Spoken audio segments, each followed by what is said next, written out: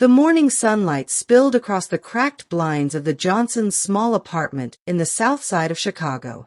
Alex Johnson sat at the kitchen table, his leg bouncing nervously against the linoleum floor. His laptop was open in front of him, the university's portal glowing on the screen. For weeks, he had replayed this moment in his head, logging in, holding his breath, and praying the words would appear.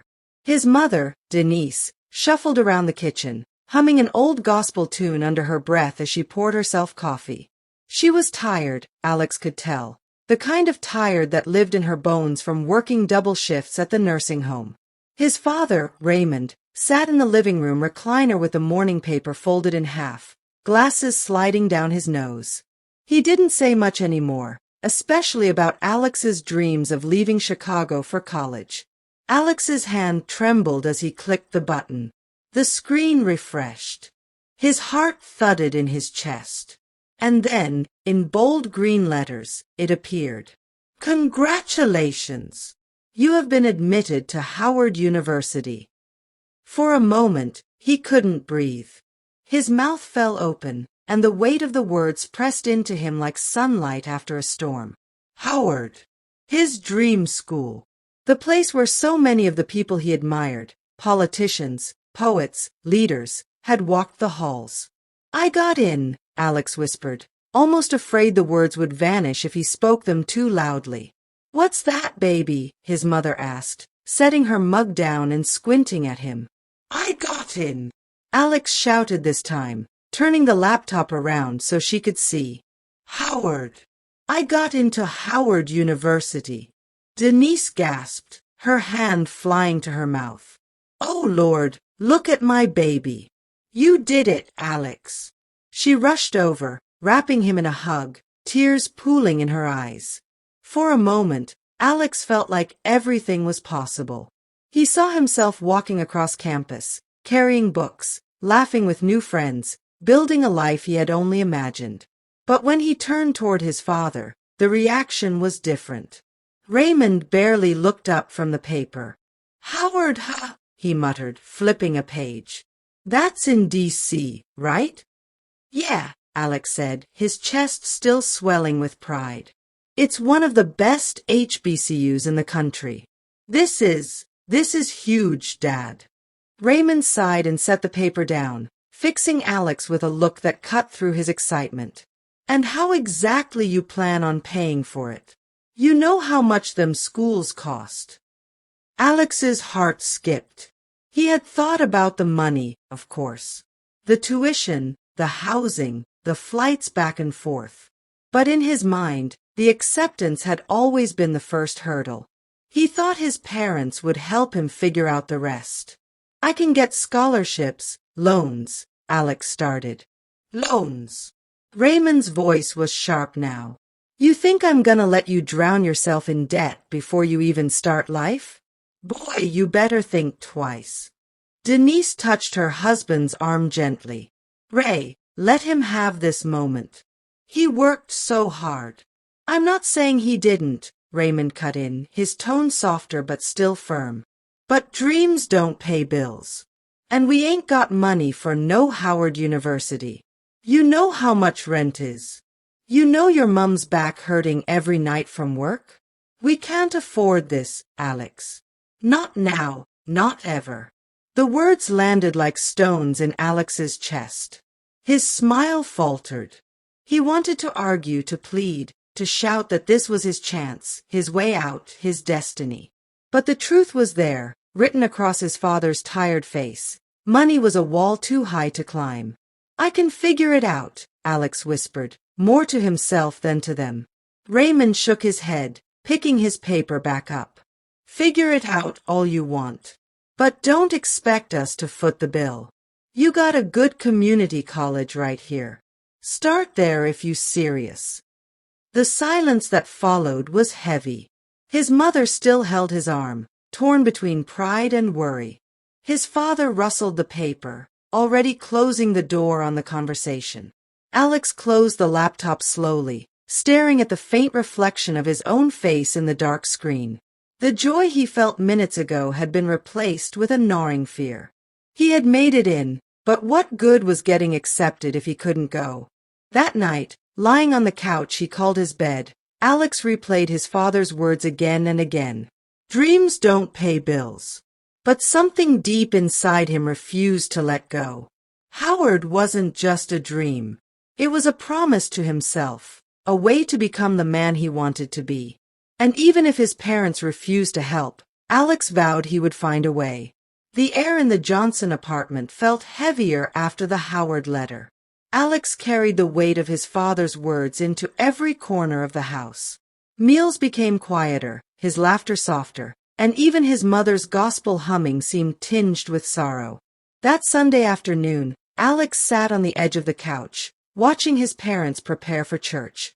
His mother adjusted her wide-brimmed hat in the hallway mirror, while his father tugged at the knot of his tie. "Alex, you coming?" Denise asked, peeking back at him. He shook his head. "I got stuff to do. Homework." Raymond snorted. "Homework? School's about to be over, and you still acting like them books gonna pay your way. You need to think about real life." Denise shot her husband a look, but Alex stood up before she could soften the blow. "What's real life, Dad? Sitting here forever? Getting stuck in the same cycle? I don't want that." Raymond's jaw tightened. His deep voice carried the kind of authority that had once made Alex tremble as a child. "And what's wrong with staying here? Ain't nothing shameful about working with your hands, paying your bills, and looking after your family. College ain't the only road to success." "But it's my road," Alex fired back before he could stop himself. His voice cracked with frustration. "You don't get it, Dad. Howard's not just some college. It's where I can grow, where I can meet people, where I can." He stopped, afraid of sounding foolish. Raymond sighed, shaking his head. "You sound like I did when I was your age. Thought I was gonna be the first in my family to get out, too. But life don't care about dreams, Alex. Life cares about money, rent, groceries, gas. That's real." Denise stepped between them, her voice gentle but firm.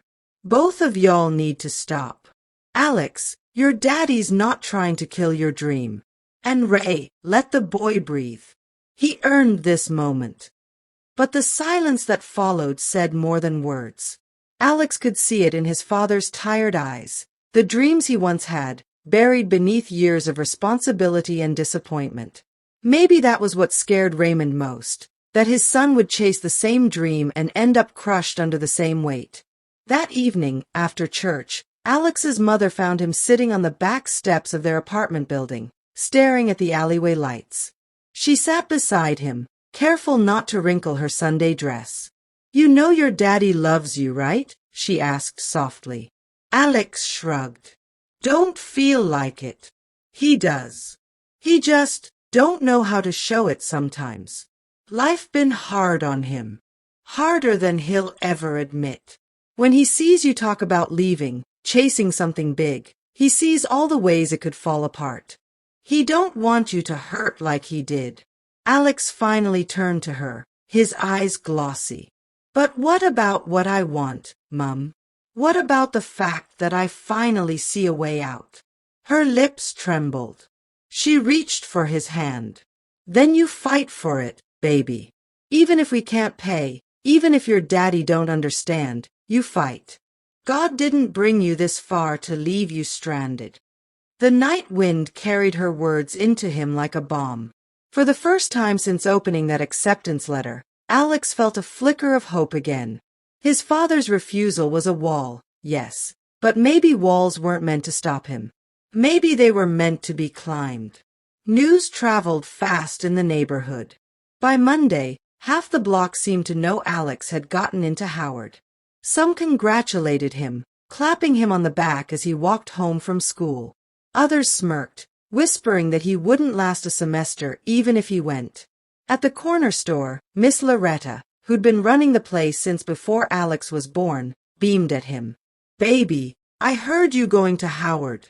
Lord, your mum must be proud." Alex smiled weakly. "Yes, ma'am. I got in. That's a blessing. Don't let nobody tell you different. She tapped his hand with her change. But don't forget, blessings come with battles. Outside, Alex ran into his boy Jamal, leaning against a lamppost with his usual grin. Heard you going to D.C. college, boy, Jamal teased. About to leave us stuck here, huh? Alex chuckled, but the joke stung. Ain't even sure I can go, man. My pop said he ain't paying. Jamal's smile faded. For real. That's cold. He studied Alex. But you not gonna let that stop you, right? Alex shrugged. Don't know. It's a lot of money. Money comes and goes.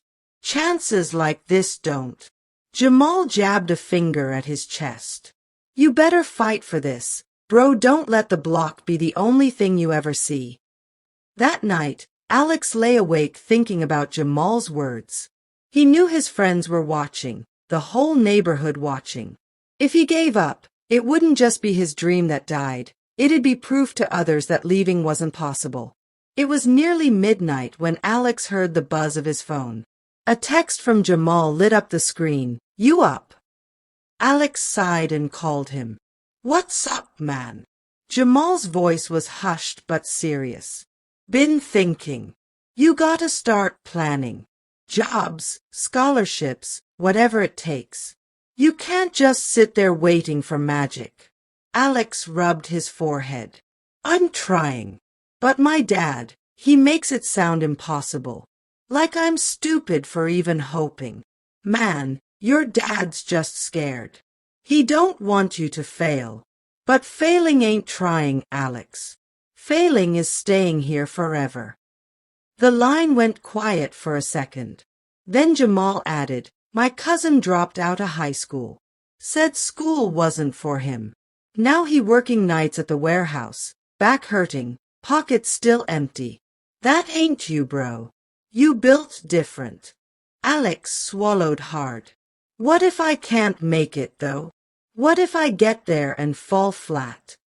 Then at least you went. At least you tried. That's more than most can say.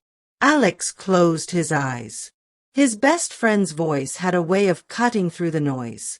That night, he made himself a promise. No matter how impossible it looked, he wouldn't quit. The next week, Alex walked into a fast food restaurant with a freshly printed resume that barely filled one page. The manager, a tall man with a weary smile, scanned it quickly. You ever worked before? Alex shook his head. No, sir. But I'm willing to learn. The man nodded. We'll start you part-time. Nights and weekends. You sure about this? School and work ain't easy. I'm sure. By the end of his first shift, Alex wasn't so sure anymore. His back ached from standing, his feet throbbed, and the smell of grease clung to his clothes. But when he looked at the crumpled bills in his pocket, he felt a flicker of pride. It wasn't much, but it was his. At home, his father barely looked up when Alex dropped the uniform shirt into the laundry. So you working now? Yeah, Alex muttered. Good. Maybe now you'll see money don't fall out the sky. Alex bit back a reply. He didn't want another fight. But deep down, he knew this job was only the beginning. The road to Howard was long, and he had miles to go. The hum of the fryer still echoed in Alex's ears when he got home late from work. His mother was at the kitchen table, flipping through unpaid bills, her brow furrowed. Baby, you tired, she said, watching him drag his sneakers off. I'm fine, Mum. Just a long shift. She slid one envelope toward him. Electric's due Friday. If we don't pay, they gonna cut it off. Alex froze. He'd been saving every dollar, planning to put it toward tuition. But now his mother's eyes, weary and pleading, pulled him in another direction. How much? He asked quietly. She hesitated. 200. He sighed, pulling out his wallet. The bills he'd tucked away for school now slipped across the table into her hand. Her eyes watered as she whispered, Thank you, baby. Alex forced a smile, but later that night, lying awake, he felt the sting of sacrifice. Every dollar spent on bills was a dollar further from Howard. His father's voice echoed in his head, "Dreams don't pay bills." Was he foolish to keep holding on to hope? Or was giving up even worse? That Sunday, Alex sat in the back pew of New Hope Baptist. The choir swayed, filling the sanctuary with harmonies, but Alex's mind was elsewhere. After service, Deacon Harris, a retired teacher with silver hair, tapped Alex on the shoulder. "Heard you got into Howard," he said with a smile. "Yes, sir." The deacon's eyes sparkled. "That's a mighty accomplishment. But you look heavy. What's on your mind?" Alex hesitated, then spilled the truth, about his parents, the money, the doubts. Harris nodded slowly. "Son, when I was your age, I had a chance to leave too. Didn't take it. Spent my whole life wondering what might have been. Don't make that mistake. God don't plant dreams in you for nothing." Later, Miss Ethel, one of the church mothers, pressed a $5 bill into his hand. "For your journey, baby," she whispered. "Might not be much, but it's something." Alex held back tears. These elders had little, yet they believed in him more than his own father did. Their faith lit a small flame inside him. Maybe the road was impossible alone, but with a community behind him, could it be done? The next weeks blurred into a cycle of school, work, and scholarship applications. Alex spent hours in the library, typing essays on borrowed computers. Each one asked the same question: "Why do you deserve this scholarship?" He poured his soul onto the screen, about growing up on the South Side, about wanting to be the first in his family to graduate college, about refusing to let money define his future. His best friend Jamal helped edit, scribbling notes in the margins. "Make 'em feel you, bro, don't just tell 'em you want it. Show 'em why they need to pick you." Alex applied to dozens, local foundations, national programs, even small church scholarships worth only a few $100s. By the end of each night, his eyes burned, his fingers cramped, but his determination grew sharper. Still, doubt crept in whenever he hit submit. Would anyone believe in him? Or would the rejection letters prove his father right? The first rejection came in the mail, a thin white envelope with his name printed neatly on the front. Alex tore it open with trembling hands only to read, "We regret to inform you." He stared at the letter until the words blurred. His chest felt hollow. The second rejection came by email, then the third. Soon, they piled up like bricks, each one heavier than the last. At the restaurant, he pushed through his shifts with a fake smile. At night, he returned home and refreshed his inbox until exhaustion swallowed him. Some nights he fell asleep on the keyboard, his half-finished essay glowing on the screen. His father watched him silently, never saying, "I told you so," but Alex could hear it anyway. Each unopened envelope on the table was a reminder. Maybe dreams really were too expensive. One afternoon after school, Alex's English teacher, Ms. Carter, asked him to stay behind.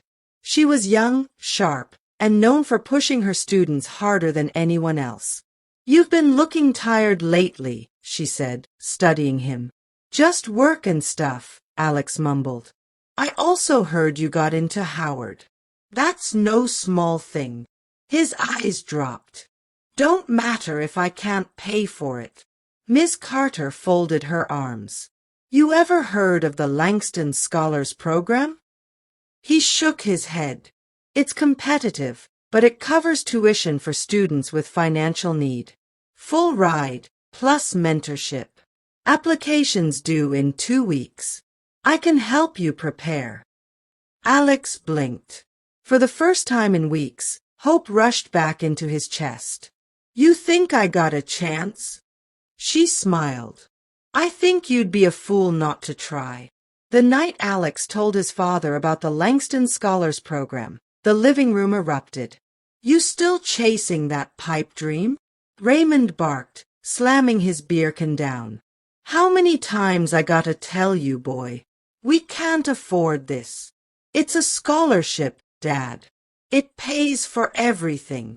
And what if you don't get it? What then? You'll be stuck with debt, working at some dead-end job, just like me." Alex's voice shook. "I'd rather fail trying than sit here doing nothing. Why can't you see that?" Raymond's face hardened. For a moment, Alex thought his father might strike him, but instead he turned away, muttering, "You'll understand one day." Alex stormed out into the night, his fists clenched, his heart pounding. He didn't want to understand. He wanted to live. Weeks later, a letter arrived with a different tone. Alex tore it open, bracing for disappointment, but froze at the first line. "We are pleased to award you the Chicago Future Leader Scholarship." It wasn't much, $2,000, but it was the first yes. He ran to his mother, waving the letter. Denise hugged him tight, tears streaming down her face. "See, baby, God's opening doors." Even Raymond paused, glancing at the paper before turning back to the TV. He didn't smile, but Alex swore he saw the corner of his mouth twitch.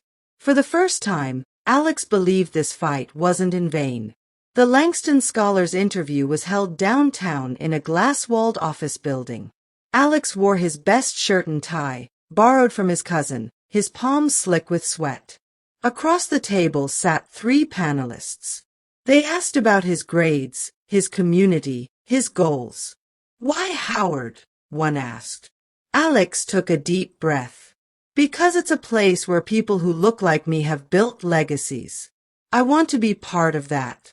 I want to study political science, become a lawyer, and come back here, to this neighborhood, to fight for people who don't have a voice." The panelists exchanged glances. One smiled. "Thank you, Alex. That was powerful." Walking out of the building, Alex felt lighter. For once, he wasn't afraid. A week later, his phone buzzed while he was wiping tables at work. He almost didn't answer, but something told him to. "Hello, is this Alex Johnson?" a warm voice asked. "Yes, ma'am. This is the Langston Scholars Program. I'm calling to inform you that you've been selected as a recipient. Congratulations, you've earned a full scholarship to Howard University." The rag dropped from his hand. His knees buckled. Tears blurred his vision. Are you serious?" "Very serious. We look forward to seeing you on campus this fall." Alex couldn't speak. He laughed, he cried, and when Jamal came running from the back asking what happened, Alex just shouted, "I'm going to Howard." The whole restaurant clapped. Even the manager gave him a pat on the back. For the first time, the dream was real. August came fast.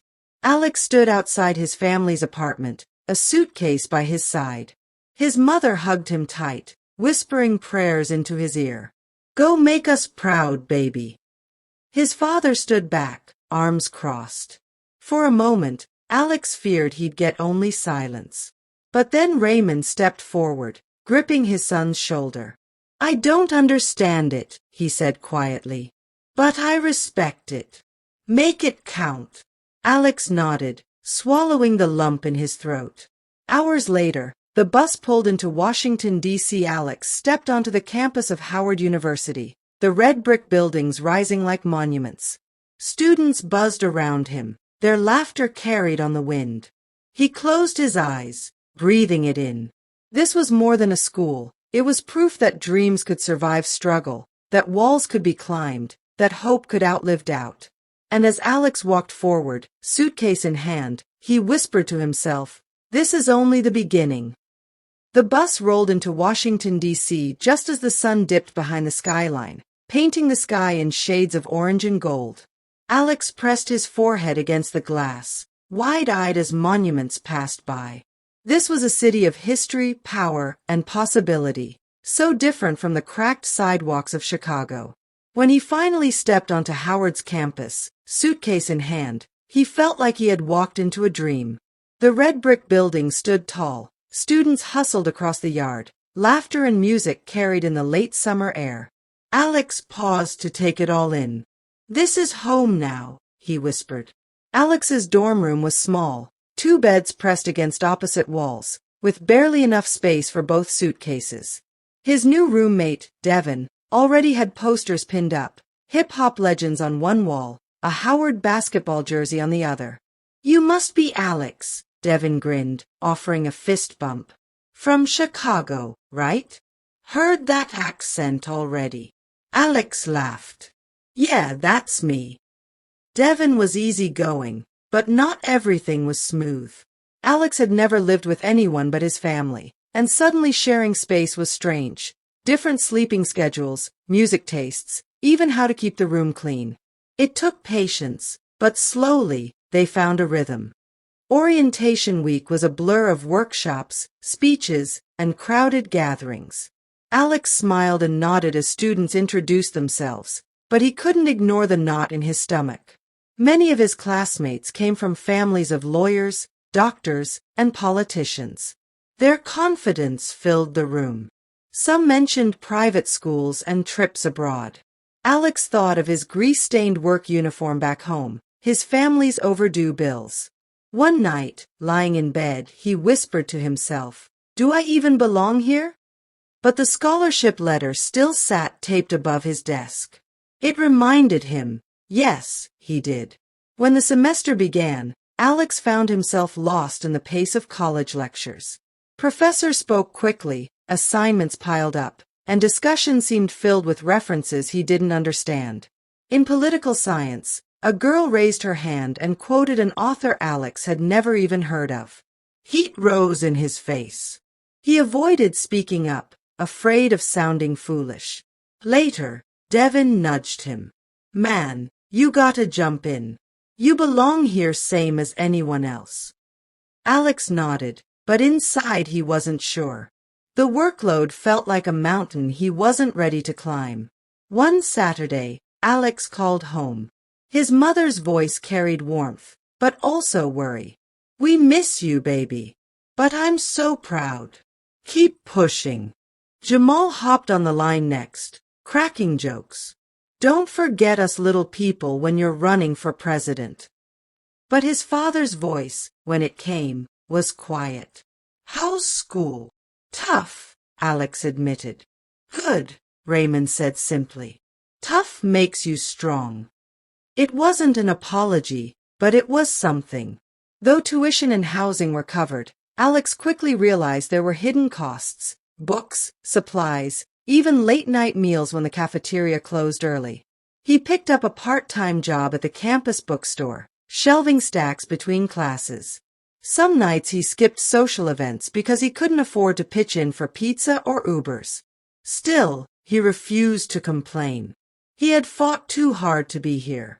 One afternoon, Alex stumbled onto a student rally at the yard.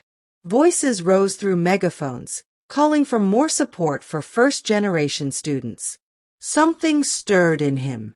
He thought of his own struggles, of his father's doubts, of the rejections. He stepped closer, then raised his hand to speak. "My name is Alex Johnson, from Chicago," he began, his voice shaky. "I'm here on scholarship. And I know how it feels to think you don't belong. But we do. We're here because we earned it." Cheers erupted. For the first time, Alex felt his voice carry. Alex built a circle of friends, Devin, a journalism major named Tasha, and an economics student named Aaron. They studied late, laughed hard, and dreamed big. But friendship wasn't always easy. Tasha pushed him to join more clubs, while Aaron argued politics with him at every turn. Devin got frustrated when Alex disappeared into work and books. "Bro, you don't gotta grind 24/7, Devin said one night. "College is about living too." Alex frowned. "I didn't come here to party. I came to survive." The words hung heavy. His drive sometimes built walls even with those closest to him. In November, Alex entered a campus debate competition. Nervous but determined, he prepared for weeks, poring over articles and practicing with Tasha. The night of the event, his voice rang steady as he argued his points, drawing on his own experiences. By the end, the judges nodded in approval. And the winner is Alex Johnson. Applause filled the room. His friends cheered, clapping him on the back. For the first time since arriving, Alex felt not just like a survivor, but like he was thriving. The semester closed with final exams and winter chill. Alex sat beneath a campus tree, watching students hurry by with scarves and coffee. He thought back to the South Side streets, to the rejections, the fast food grease, his father's stern face. He thought of the elders at church, of Miss Carter, of Jamal's late-night calls. He was here. Not by accident, not by charity, but by perseverance. Alex pulled out his notebook and scribbled one line at the top of a clean page. This is only the beginning. And deep down, he knew the story of his life was still unfolding. Alex stepped off the bus back in Chicago, the cold air biting at his cheeks. The city looked the same, gray buildings, cracked sidewalks, but Alex felt different. He carried himself taller, his Howard hoodie drawing curious stares from the block. Inside, his mother hugged him so tight he thought she'd never let go. His father lingered by the door, watching silently.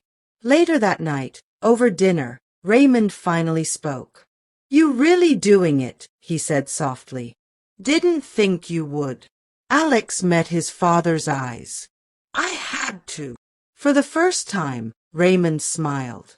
Small but real. Back on campus, spring semester hit hard. Classes grew tougher, and Alex pushed himself to prove the first semester wasn't a fluke.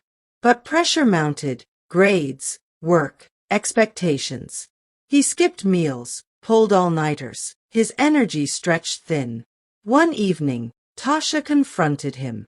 "Alex, you can't run yourself into the ground. You don't have to carry the world alone." But Alex only shook his head. "If I stop grinding, I fall behind." She sighed. "No, if you stop living, you'll lose yourself." Her words echoed in him long after she left. In March, Alex received his first failing grade on a paper. His professor's comments cut deep, unfocused. "Needs clearer argument." The disappointment hit like a punch.